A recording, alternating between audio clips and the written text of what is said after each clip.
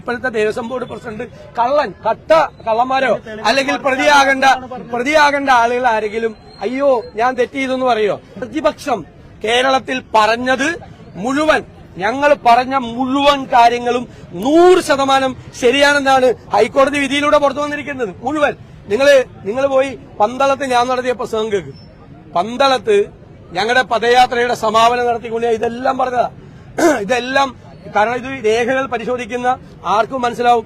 ഇന്നലെ അടിവരയിട്ടുകൊണ്ട് കോടതി ഇത് ആവർത്തിച്ചു.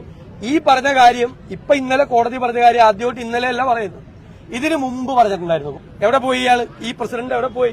ഇവരൊന്നും അതിന്റെ അടിച്ചതിന്റെ അകത്ത് കയറ്റാൻ പാടില്ല, ഓടിക്കണം അവിടെ നിന്ന്. അയ്യപ്പന്റെ തങ്ക വിഗ്രഹം അടിച്ചു മാറ്റാൻ വേണ്ടിയിട്ടാണ് ഈ പ്രാവശ്യം വന്നത്. കാരണം കതക് കൊണ്ടുപോയി, കട്ട്ള കൊണ്ടുപോയി, ദ്വാരപാലക വിഗ്രഹം കൊണ്ടുപോയി കോടീശ്വരന് വിറ്റ്. ഇനി അവിടെ ബാക്കിയുള്ളത് അയ്യപ്പന്റെ തങ്ക വിഗ്രഹമാണ്. അതുകൂടി ഇവന്മാരെ അടിച്ചുകൊണ്ടുപോയെന്ന് കോടതിയിലായിരുന്നു.